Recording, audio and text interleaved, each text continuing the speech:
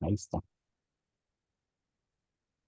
Muy bien, entonces vamos a continuar con el estudio de Marcos, capítulo 16. Este Marcos, capítulo 16, es un poquito complicado desde el punto de vista en que tiene mucho que sacarle y a veces pues el tiempo no alcanza, ¿verdad? Hay que condensarlo mucho, pero en realidad el hecho de que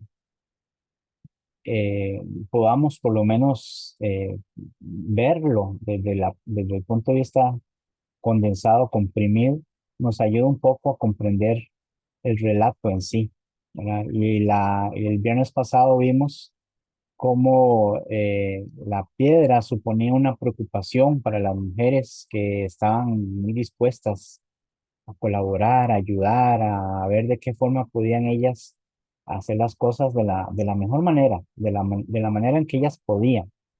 Y pues la piedra suponía una fuerte oposición, ¿verdad? Y es que eso también tiene mucho que ver con, con lo que dice, con lo que dice 1 Pedro 2:4 cuando dice, acercándoos a él, piedra viva, desechando ciertamente por los hombres, mas para Dios escogida y preciosa. Realmente, si uno fuera de escoger cada elemento para dar una enseñanza, se presta. A eso le llamamos, pues, más que estudio de algo, le llamamos sacar una reflexión, ¿verdad? Entonces, claro, el capítulo 16 de Marcos, como cualquier pasaje en la Biblia, se presta mucho para eso. Pero yo lo que quiero dejar bien centrado es que para las mujeres, que era el punto principal y es el punto principal hasta el momento de la acción de la narrativa, la piedra para ellas era el obstáculo primordial. ¿Quién nos iba a quitar esa piedra? Ellas hicieron todo lo posible, pero la preocupación de la piedra es algo que se puede sacar como una reflexión acerca de que como piedra podemos ser personas que o estorbamos, personas que hacemos que preocupemos a otros, o podemos realmente ser aquellas piedras que dice Pedro que, que en cuanto a Cristo, que fue desechada, pero que por Dios fue escogida y preciosa. Y por eso dice 1 Pedro 5, vosotros también, de la misma forma como Cristo, como piedras vivas, sed edificados como casa espiritual, sacerdocio santo, para ofrecer sacrificios espirituales aceptables a Dios por medio de Jesucristo. Entonces, aunque no tiene nada que ver, ¿verdad? Con el Marcos 16, el hecho de que no vamos a estudiar cada elemento porque no es necesario, pero sí podemos ver algunas de las situaciones en que las mujeres se enfrentaron y que esto nos ayude a nosotros a reflexionar. También dudas ante la fe, habían dudas y se mantenían esa duda y todavía vamos a ver cómo se mantienen esas dudas, pero no es algo que nosotros nos debe de afectar, pues nosotros también como seres humanos tenemos dudas. ¿Quién no tiene dudas acerca de su fe? Muchas de las decisiones que tomamos, las acciones que decidimos hacer, los pensamientos que se nos vienen, las preocupaciones y todo esto, casi siempre es porque dudamos de lo que Dios promete, de lo que Dios dice que nosotros no debemos de preocuparnos, no debemos ni afanarnos, no debemos ni de pensar en el día de mañana, no debemos pues dejar que la ocupación que le pertenece a Dios sea por otras cosas, como la preocupación, las riquezas, la comida, el vestido, todas estas cosas, cuando nos preocupa demasiado, es porque no tenemos mucha confianza o no hemos desarrollado la plena confianza que deberíamos desarrollar con Dios. No es que no podamos preocuparnos, hasta el mismo Señor se preocupó, pero no dejó que eso lo dominara, no dejó que eso lo echara para atrás. Y así nosotros también, las mujeres estaban con esa duda ante la fe, ante las cosas que estaban pasando, principalmente en el asunto del sepulcro abierto, ¿verdad? cómo es que esto fue que ellas, cuando llegaron, aunque estaban asustadas, aunque estaban preocupadas de cómo iban a mover la piedra, en realidad ya la piedra estaba movida, en realidad ya todo estaba resuelto, en realidad ni siquiera ellas tenían que usar los preparativos que hicieron para arreglar el cuerpo, pues el cuerpo ni siquiera estaba ahí. Entonces, hay muchas de las preocupaciones que nosotros tenemos que realmente son más de nuestros pensamientos e imaginación que reales. A veces nosotros pensamos más de la cuenta, pensamos en cómo solucionar cosas más de la cuenta, porque nos imaginamos la dificultad de esa preocupación. Pero en realidad nosotros, como esas mujeres, también en nuestros problemas, en nuestra imaginación, pues realmente cuando llega el momento, vemos que realmente no era tan serio, no era tan duro, no era tan preocupante, solo que nosotros a veces lo fomentamos y le aumentamos, pero el sepulcro ya estaba abierto. Y otra de las condiciones es que ya estaba el primer signo de victoria. Ángeles anunciaban la buena nueva de que no debemos, en este caso ellas, no debían asustarse. ¿Por qué asustarse? Claro que es natural asustarse, pero no hay que dejar que eso lo domine a uno, como cualquier otra cosa.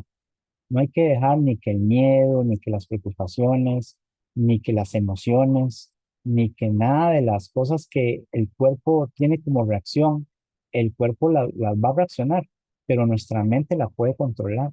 Para que la mente lo pueda controlar, debemos nutrirlo, debemos capacitarlo.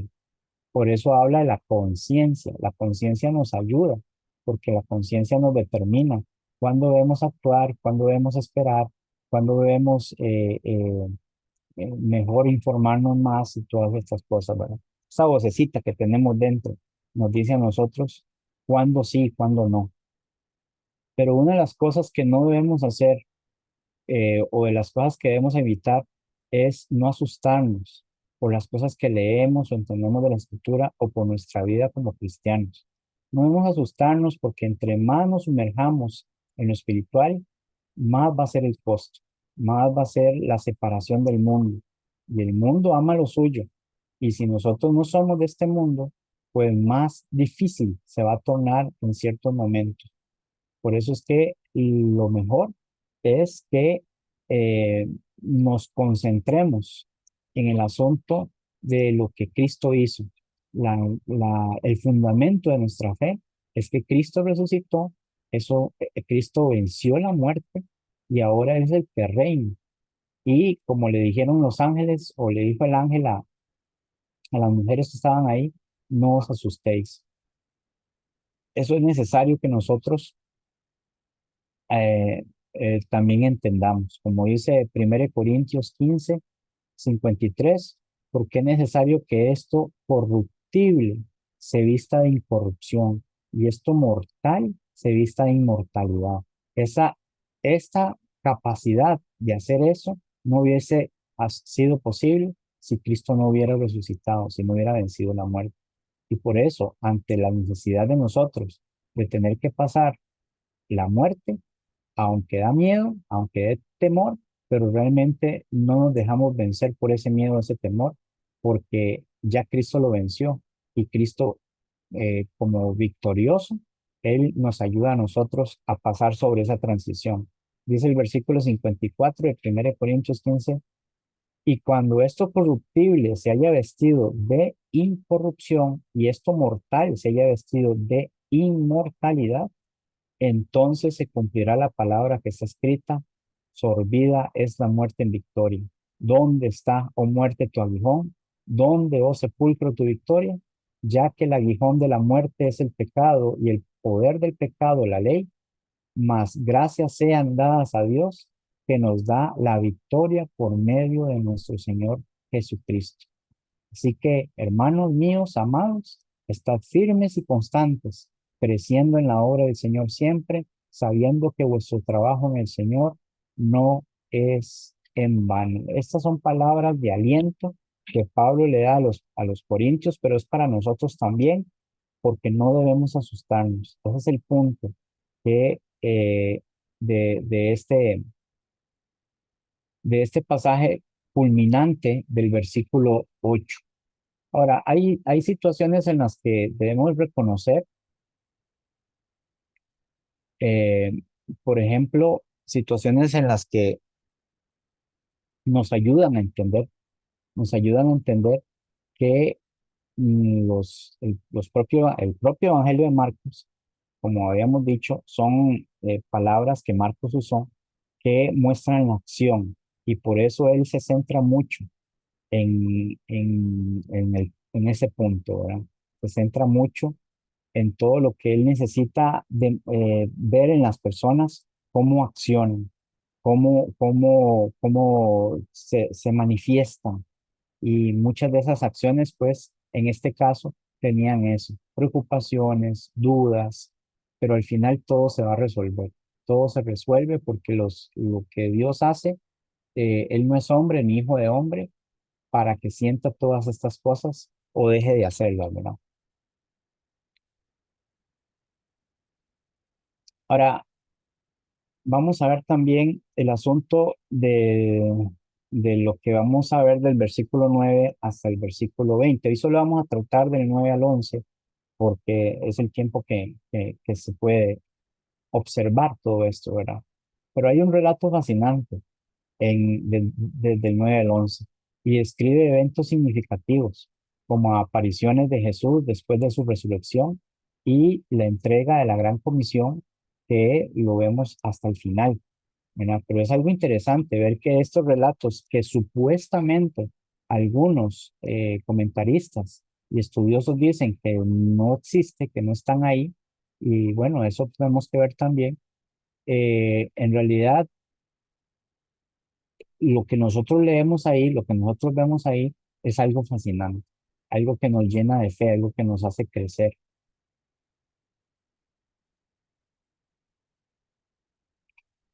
El final del Evangelio, según Marcos, este pasaje representa el cierre del Evangelio abordando las últimas enseñanzas y acciones de Jesús. Y es algo que pues, es importante. No es que carezca de importancia porque la gente diga que es algo que se añadió siglos después, sino que el mensaje que encierra eso del 9 al 20 realmente son pasajes que representan un cierre. Y ese cierre, pues, tiene que ver con enseñanzas y acciones que sí vemos en otros libros, como Mateo, como Lucas y como Juan. Esto del versículo del 9 al 20, según los comentaristas, según los estudiosos, es conocido como el final largo. Hay un final corto, pero ese final corto en realidad no es no es el que realmente se dice ser. Es decir, hay dos finales. Hay comentaristas que hablan acerca de un final más corto, que es el hecho de que Marcos cerró en el versículo 8 y dejó eso así como incompleto, ¿ves? Entonces, hay otros que hablan de que no, que lo que estamos leyendo nosotros ahorita, que se llaman el final largo. El final corto que aparece en cuatro manuscritos griegos de los siglos 7 y el siglo 9, en manuscritos de la antigua versión latina y en otras versiones, pues dice lo siguiente, ellas, y ahí termina, según lo que ellos dicen acerca de lo que escribió Marcos, ellas, hablando de las mujeres, refirieron brevemente a los compañeros de Pedro lo que se les había anunciado, como el ángel les había dicho, vayan y díganle a Pedro y los discípulos, ¿verdad? Dice, luego, el mismo Jesús hizo que ellos llevaran desde el oriente hasta el poniente el mensaje sagrado e incorruptible de la salvación eterna. Esto supuestamente es el otro comentario o la otra parte que está en Marcos. Porque si Marcos lo terminamos en el versículo 8, pues se cierra muy raro, muy abrupto, no hay un final, ¿no? Y muchos destacan que como ese final largo no existe, entonces le quisieron poner este final. Pero otra vez, al ponerle este final corto, no determina que realmente sea Marcos el que lo haya escrito. ¿Mm? No es determinante. Y por eso es que sigue la discusión. Pero nosotros, conociendo el final largo, que se le denomina así por ser un agregado a los manuscritos más tardíos del Evangelio de Marcos, pero es lo que según se cree, pero no es convincente, porque hay otros argumentos que son convincentes, hay otros argumentos que sí debemos tomar en cuenta. Y el argumento más poderoso que debemos tomar en cuenta es que hay versiones que sí lo agregan. Y las versiones no están así porque así. De hecho, la 1960, la Biblia de las Américas y otras son versiones poderosísimas. Son versiones bien aceptadas. Bien, por eso es que nosotros, por ejemplo, rechazamos la versión de los testigos de Jehová, porque es adulterada. Y ya canalizamos y ya vimos y ya sabemos cuáles son los puntos que están adulterados. No toda la Biblia de los testigos de Jehová está mala, sino que hay puntos que están adulterados. Y sabiendo y entendiendo esto, también podemos entender y saber otras características que no tengan que ver con los testigos de Jehová, sino, por ejemplo, en este momento que viene la duda de que si el versículo 9 el versículo 20 es original de Marcos o no, o fue agregado tiempo después. Bueno, es una duda existente, pero según las pruebas, según lo que es convincente, a nosotros nos debe de convencer de que esto fue lo que escribió Marcos. Ahora, si aún así no nos convence por alguna situación o no le convence a usted por alguna situación porque tiene un conocimiento previo, la pregunta importante es, ¿por qué le convence que eso no debería estar ahí? ¿Qué hay detrás de todo eso? Por ejemplo, hay sectarios que no creen que el bautismo es parte del plan de salvación, sino que es simplemente un ritual. A ellos no les conviene que estos pasajes del 9 al 20 existan, porque en el versículo 10 Marcos 16 dice que el que creyere y fuera bautizado será salvo, mas el que no creyere será condenado. Ahora, hay personas que entonces puntualizan y se esfuerzan por probar de que esos pasajes fueron agregados mucho tiempo después porque tienen esa intención de no darle fuerza al bautismo, por ejemplo.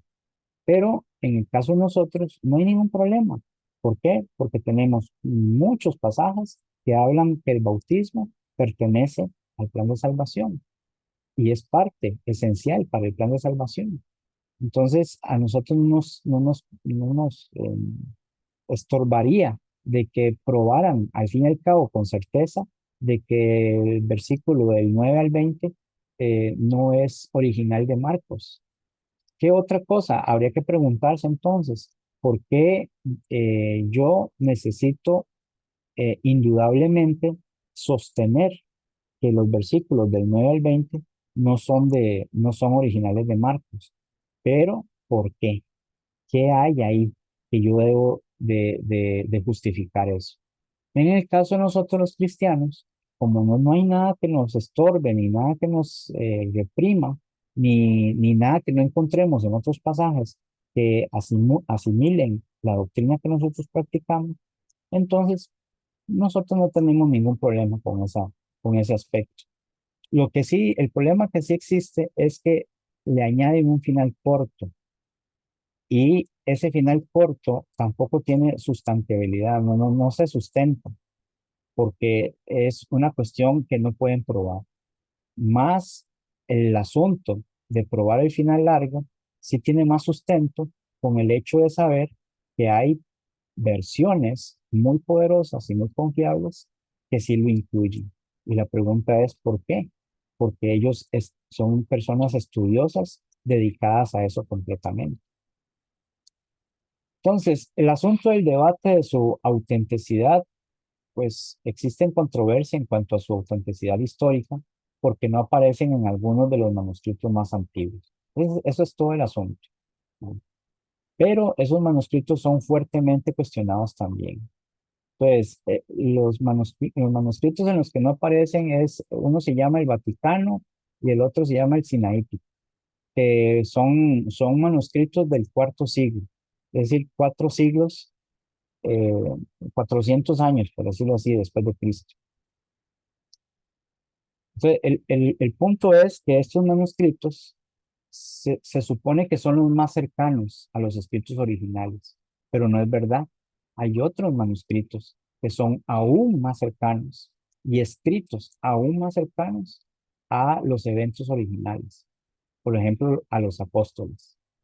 Entonces, este punto nos debe de llevar a pensar que a pesar de que existen controversias en cuanto a la autenticidad, bueno, porque se basan en esos manuscritos, pero nosotros también debemos pensar que esos manuscritos son fuertemente criticados. Entonces no es como una base sólida para decir rotundamente desde el versículo 9 al versículo 20 debemos quitarlo. Eso no es rotundo que no existe, ¿no? Siempre, siempre hay el beneficio de la duda. Ahora, la importancia en el texto bíblico, a pesar de las diferencias sobre su origen, sigue formando parte del canon de muchas Biblias contemporáneas y es valorado por su contenido teológico. Es decir, en otras palabras, tiene valor. No es como, por ejemplo, los deuterocanónicos, del Antiguo Testamento, como Judí y Macabeos y todo eso, que sí son respetados, pero que no son parte del canon bíblico, es decir, no pertenecen a la configuración bíblica, estipulados y decididos como palabra de Dios. Entonces, esta parte del 9 al 20, aunque hay discusiones, bueno, sí forma parte del canon, en este caso, como vemos y como hemos hablado, de algunas versiones muy poderosas. Y el contenido teológico, como las enseñanzas, la resurrección y todo lo que pasó desde el 9 al 20, pues es muy poderoso también en la teología, es decir, en el estudio de las escrituras. Bueno.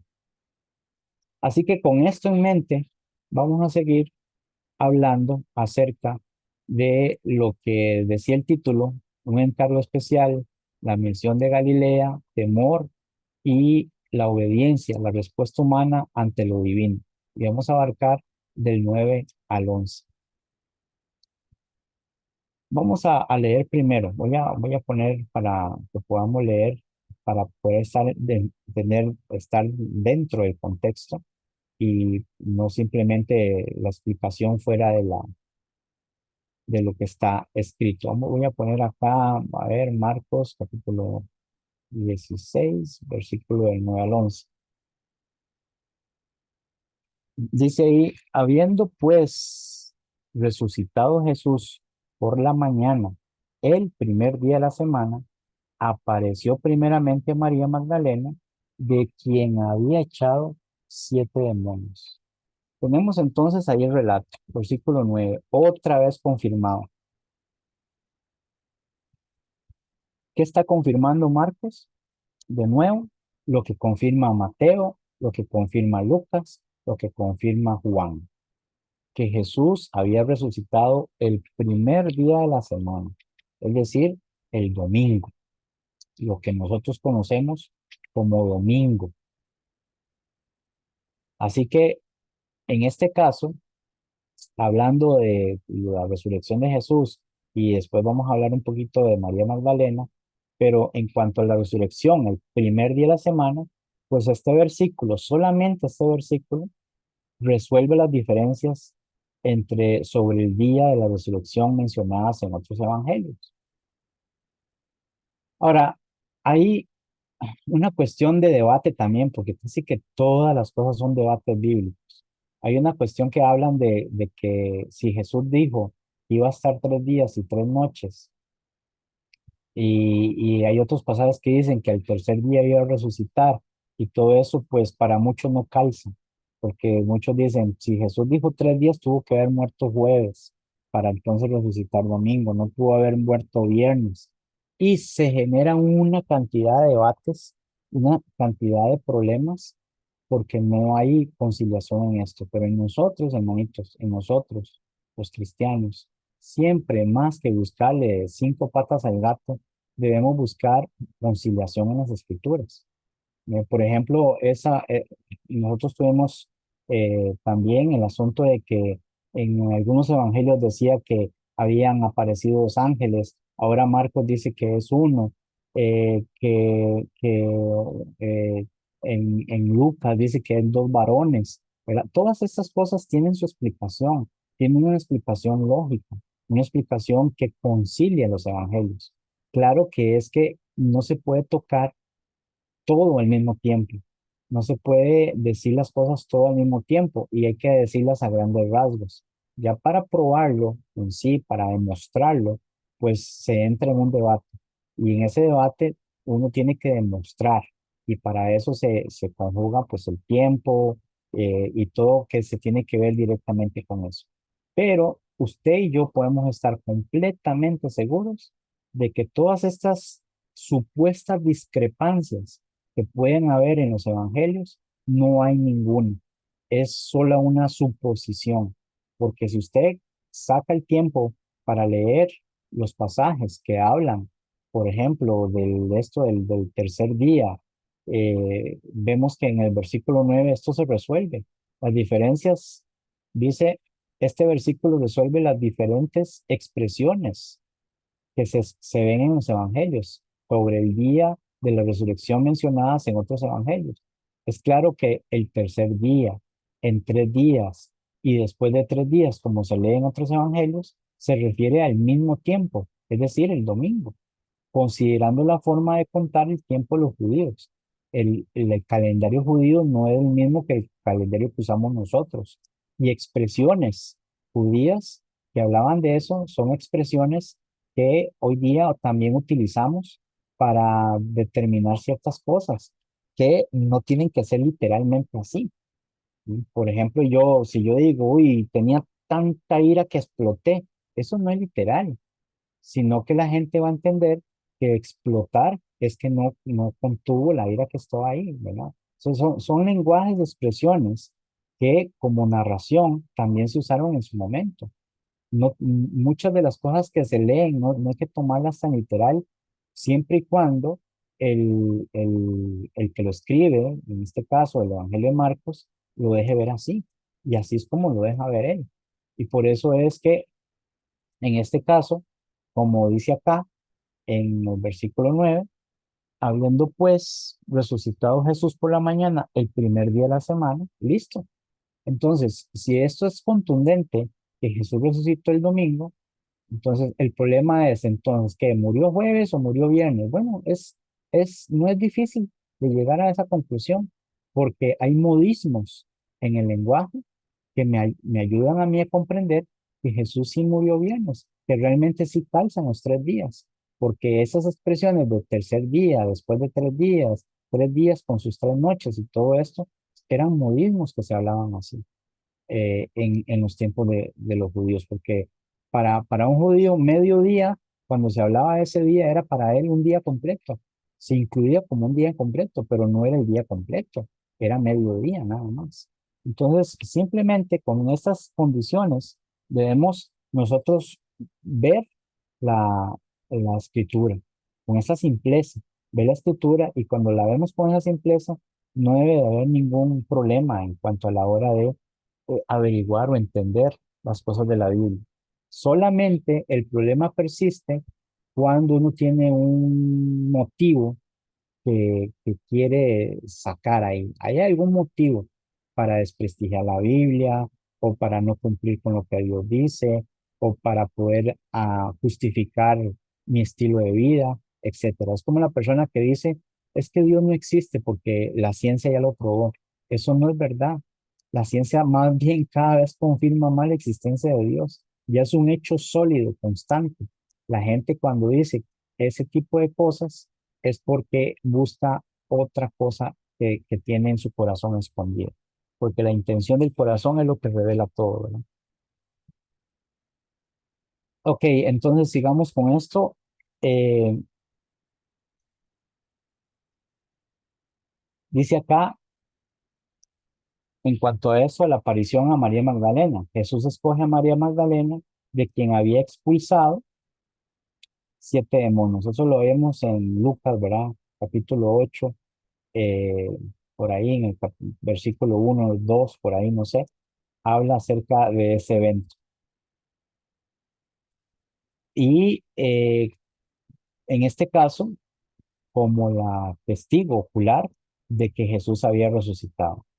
Esto es significativo porque subraya la importancia de los testigos considerados marginales o de menor estatus en la sociedad de ese tiempo. Y esas son las cosas en las que nosotros debemos enfocarnos. Es increíble cómo Dios siempre escoge a las personas para propósitos muy importantes, las escoge desde la minoría. Desde el punto de vista humano, es rechazado o ignorado, pero para Dios no. Para Dios siempre es importante todo mundo, desde el más sabio hasta el más ignorante. Pero cuando tiene un corazón humilde y abierto a lo que Dios manda, como dijo María, la madre de Jesús, heme aquí, soy tu humilde servidora. María no entendía nada, pero ella dice, si es de Dios, yo tengo que ponerme a su disposición.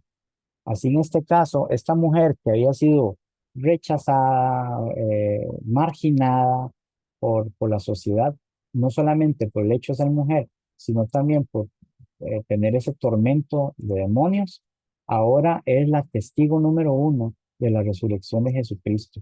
Jesús mismo se le aparece a ella. Y esto es importantísimo, ¿verdad? Esto, ahí es donde vemos lo importante de Dios acerca de este tipo de personas que nosotros no podemos menospreciar.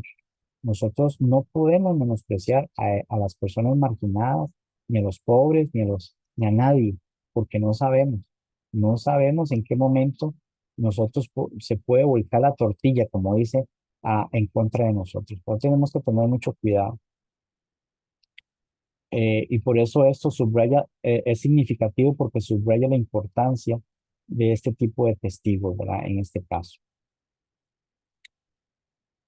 Eh, Tenemos también el asunto de que Juan detalla más sobre este encuentro en su evangelio. Desde Juan capítulo 20, del 11 al 18, describiendo cómo María, al encontrar el sepulcro abierto, informa primero a Pedro y a Juan antes de que Jesús le aparezca a ella directamente. Es decir, poniéndolo así, estas mujeres van al sepulcro, cuando salen de sus casas, todavía no había salido el sol.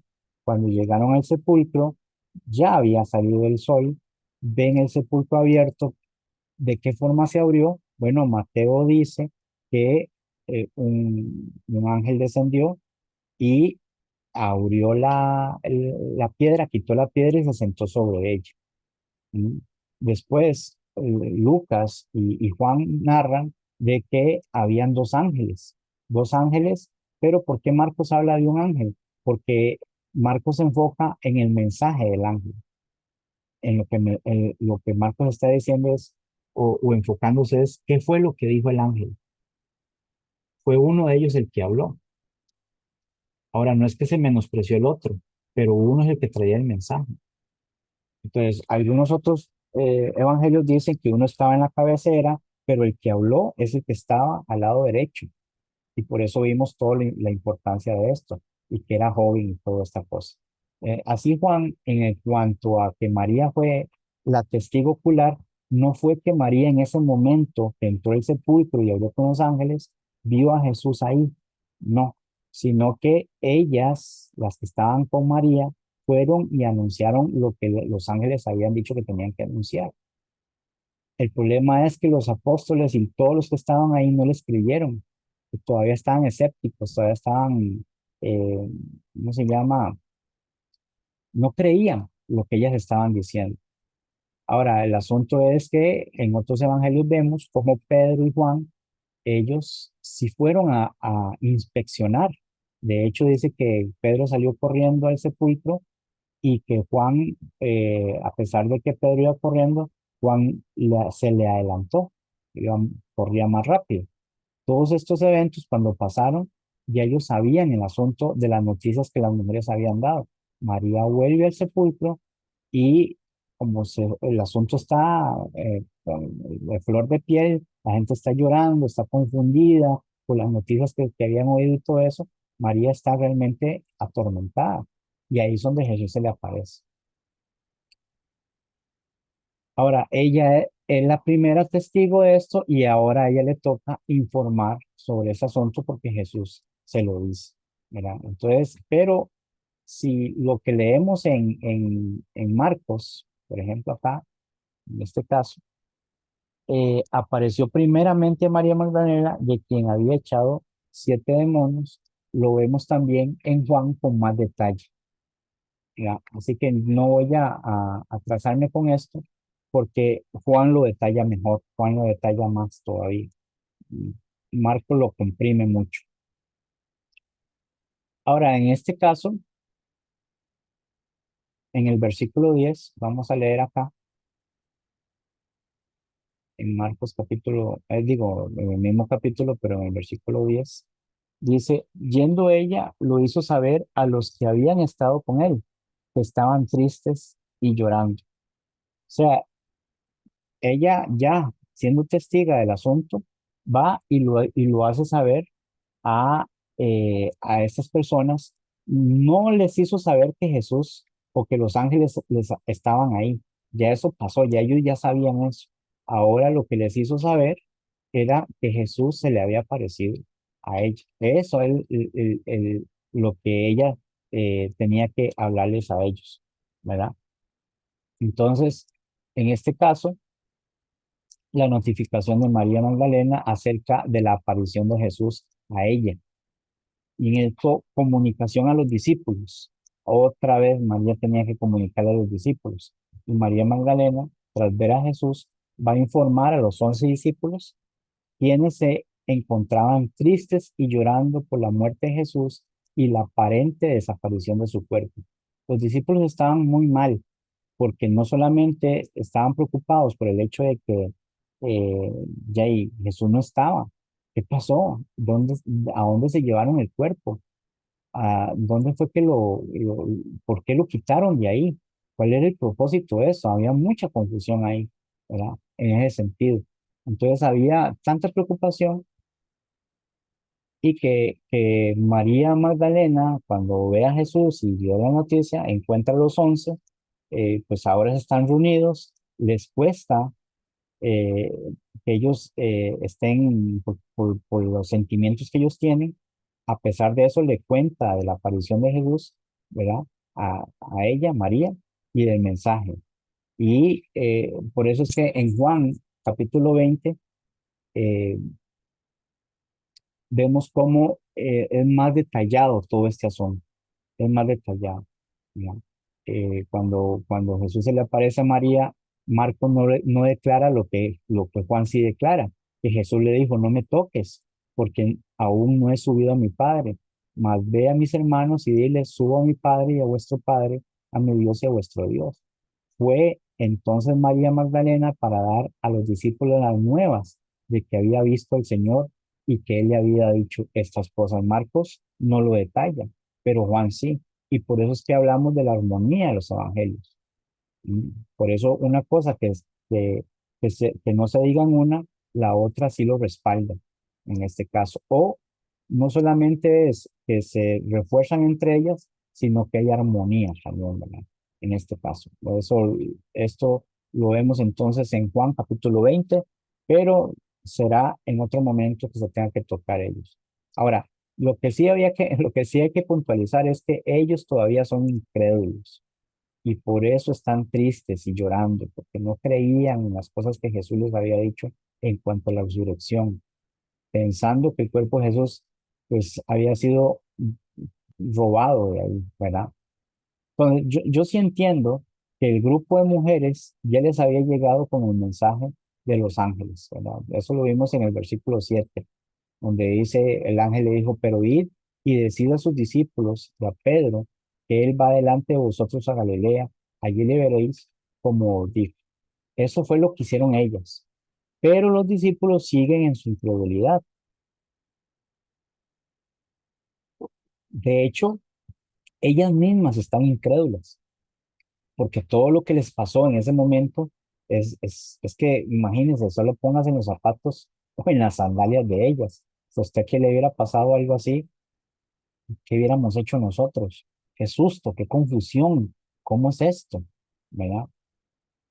La incredulidad era algo en ellos porque era algo nuevo, es algo que jamás, no es algo es algo demasiado impactante, es lo que quiero decir. ¿Verdad?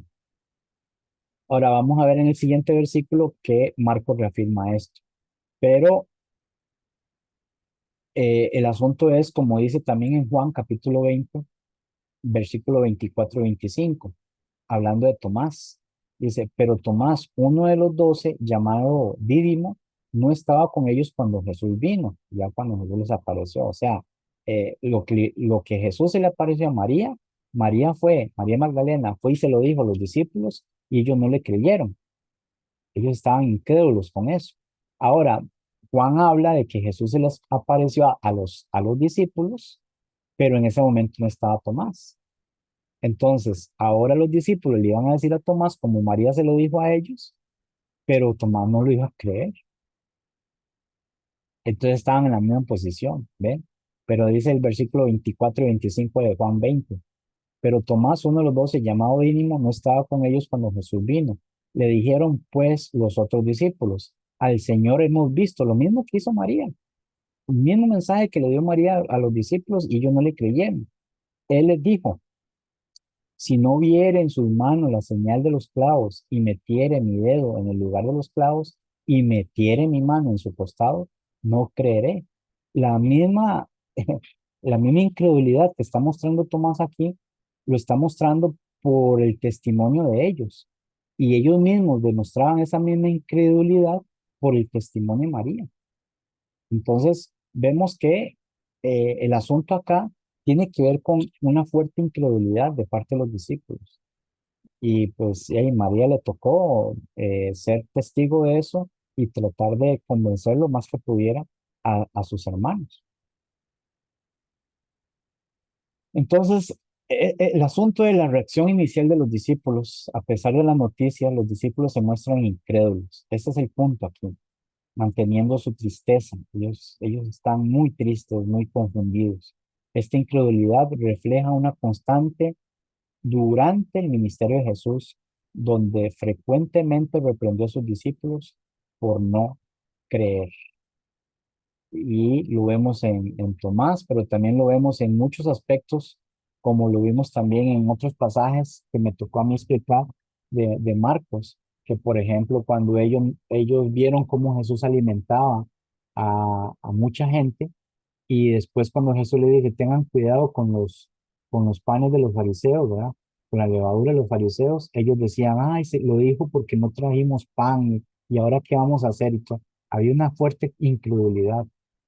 Cuando Jesús les decía que era necesario que el Hijo del Hombre muera y que resucite, ellos no podían captar bien esta situación, ¿verdad? Y pues ahora se demuestra esta incredulidad. Ahora, el problema es que era muy novedoso para ellos todo esto. En el caso de nosotros, pues aunque también podemos demostrar incredulidad, pues la fe nos demanda que debemos confiar en que las cosas pasaron tal cual. Muchas veces nosotros no podemos probarle a gente incrédula o a gente que no quiere creer en Dios y que nos reprocha y dice, ¿cómo prueban ustedes científicamente que la resurrección fue real? Y hay mucha gente que ha intentado hacerlo, pero en nosotros los cristianos no debemos tratar de frustrarnos tratando de probar una evidencia sustentable que les convenza a ellos, porque ellos juegan el papel que jugaron los fariseos cuando vieron a Jesús crucificado y le decían, baja esa cruz y creeremos en ti, ¿verdad? Con tantas señales, tanto mensaje, tantas cosas que hicieron, y aún así le está poniendo condiciones a Jesús que bajara para creer en él. Es lo mismo que están haciendo estas personas. Y por eso nosotros no debemos afanarnos, tratar de explicar todas estas cosas, sino más bien es convencernos a nosotros. Estamos convencidos desde que nos hicimos cristianos de que así fue. Y entonces es más que suficiente. Y ahí es donde está la fe. La fe es la que, según va aumentando, nos va convenciendo de todas estas cosas. Y bueno,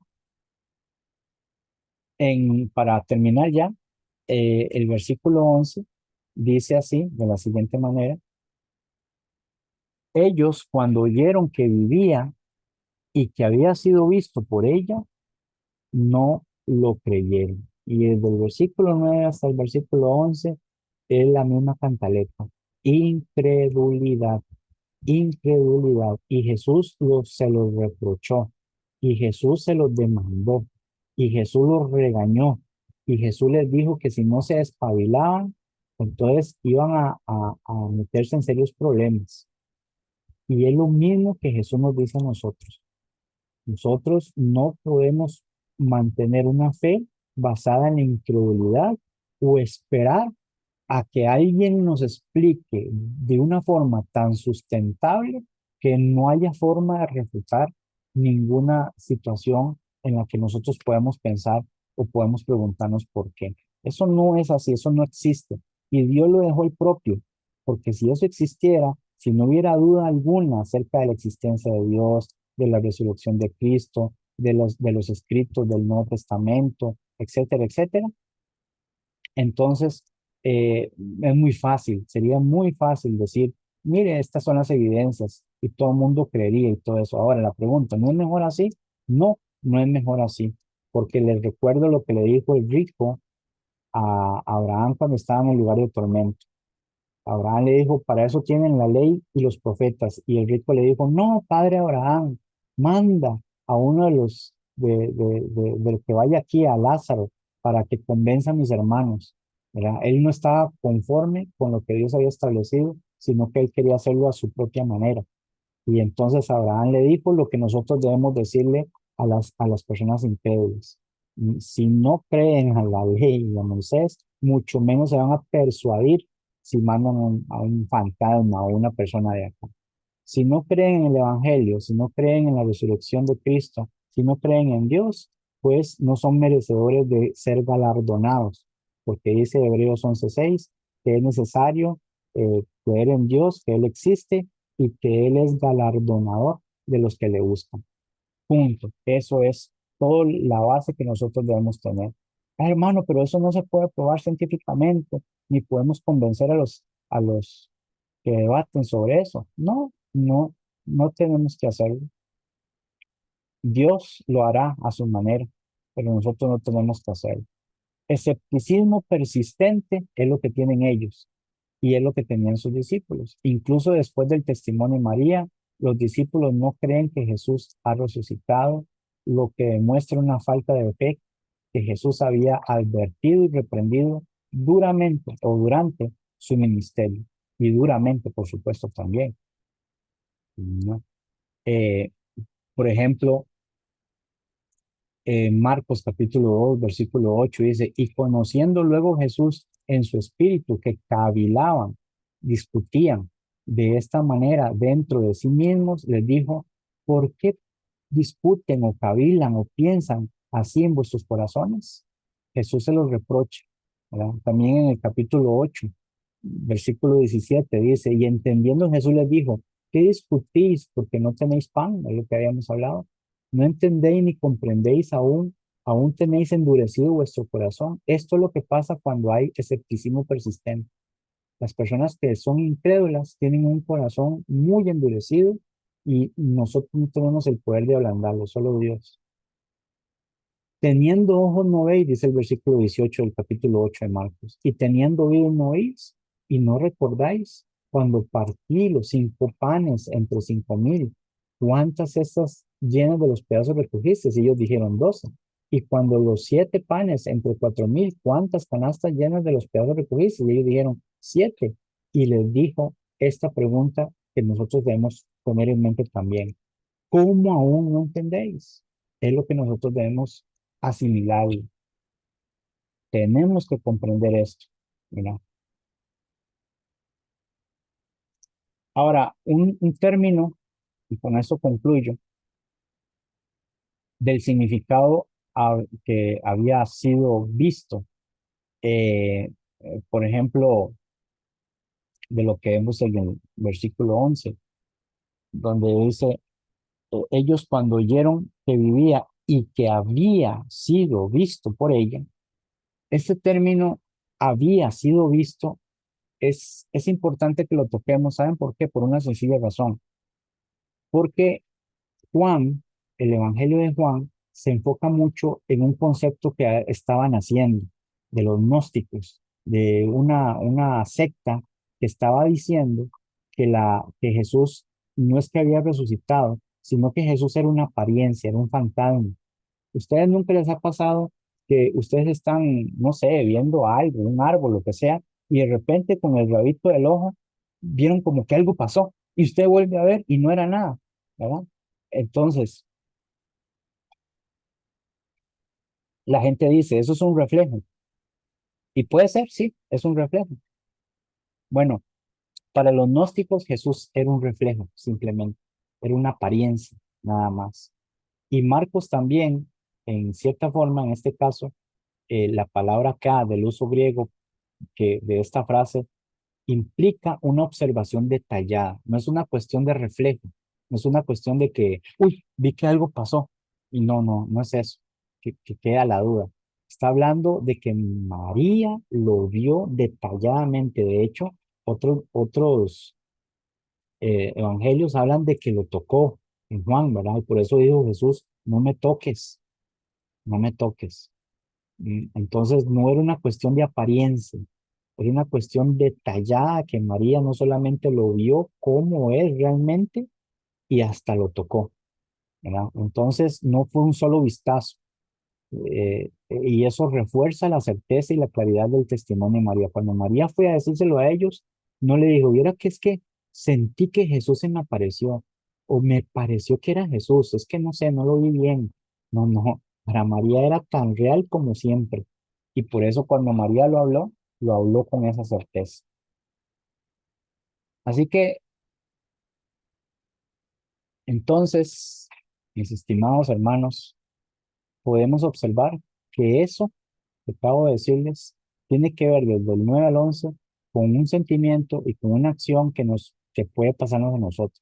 La incredulidad, el escepticismo, el querer saber de una vez por todas, como le dijeron los líderes religiosos a Jesús, dinos de una vez por todas, eres tú el Hijo de Dios, ¿verdad? Eres tú el Cristo, y Jesús ya se los había dicho montones de veces, y por eso a Jesús no le gustan este tipo de comportamientos y pensamientos. Nosotros no deberíamos tener. Que el Señor les bendiga.